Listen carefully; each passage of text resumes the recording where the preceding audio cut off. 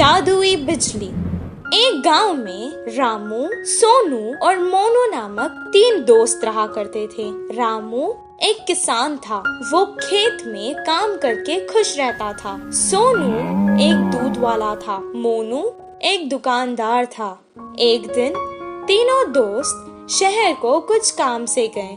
काम पूरा होने तक शाम हो गई।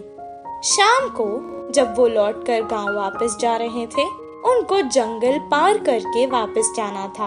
अचानक आसमान में बादल आ गए। कुछ देर तीनों दोस्त एक दूसरे से मशवरा करने लगे, फिर आगे चलते रहे। अचानक बादलों में बिजलियां कड़कना शुरू हो गई। वो डर गए।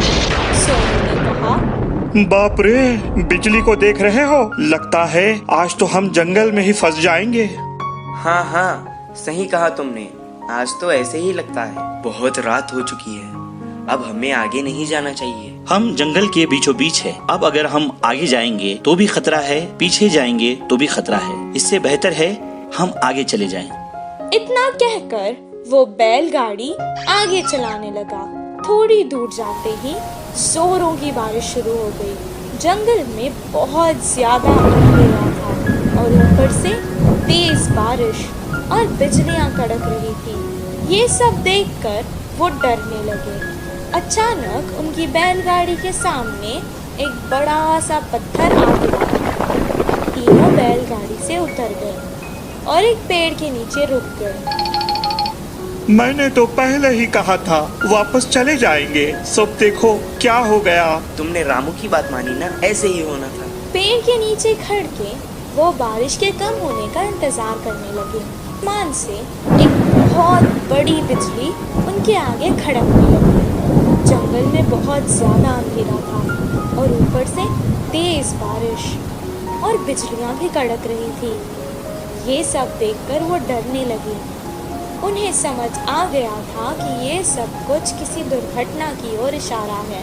मुझे लगता है कि भगवान में से हम तीनों में किसी एक को सजा देना चाहता है। अब पता नहीं वो हम तीनों में से कौन है। ऐसा ना हो, मुझे लगता है भगवान हम में से किसी पापी को सजा देना चाहता है। अब पता नहीं वो हम तीनों में से कौन है। ऐसा ना हो किसी एक के कारण हम तीनों को सजा मिले। मैंने आज तक कोई पाप नहीं किया। मैं जाकर उस बिजली के आगे खड़ा हो जाता हूँ। अगर मैं पापी हूँ तो मुझे सजा मिलेगी।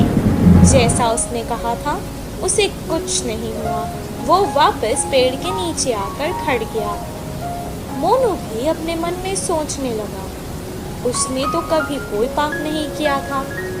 सोनू की तरह वो भी बिजली के आगे खड़ गया। उसे भी कुछ नहीं हुआ। अब रामू की बारी थी। वो सोचने लगा कि बाकी दोनों तो बच गए, अब भगवान को उसे ही सजा देनी होगी। लेकिन उसने भी तो कोई पाप नहीं किया था। वो डरते डरते बिजली के आगे खड़ गया। तभी अचानक बिजली वहां से पेड़ की तरफ चली गई और पेड़ के ऊपर गिर गई। पेड़ जल गया और उसके नीचे खड़े सोनू और मोनू मर गए। रामू को कुछ देर तक समझ ही नहीं आया कि आखिर हो क्या रहा है। दोनों दोस्तों की मौत पर वो बहुत दुखी हुआ और रोने लगा। हे भगवान, ये क्या हो गया? अगर अब मैं इन दोनों के बिना गांव जाऊंगा तो गांव के लोग मुझे ही इनका मौत का जिम्मेदार समझेंगे और मेरी बहुत बेइज्जती होगी। इससे बेहतर है मैं यहीं अपने दोस्तों के साथ मर जाता हूँ। रामू बहुत देर तक रोने लगा और रोते रोते वो भी मर गया।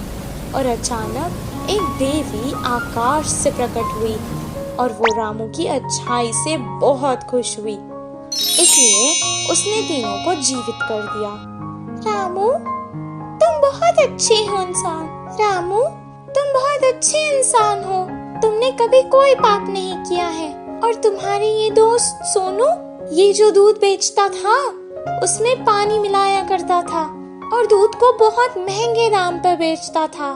तुम्हारा ये दोस्त मोनू, ये जो व्यापार करता था, ये दुकान के सामान में मिलावट करता था और बहुत महंगे दाम पर बेचता था।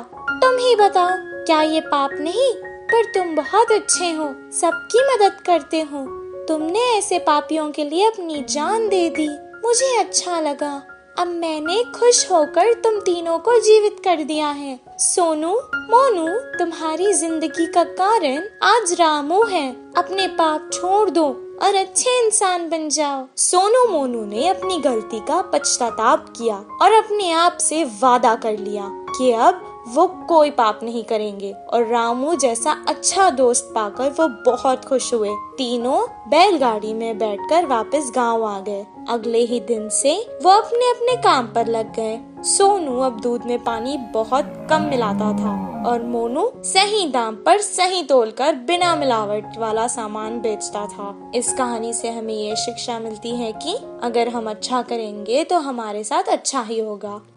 दोस्तों, हमें उम्मीद है कि आपको हमारी ये कहानी पसंद आई होगी।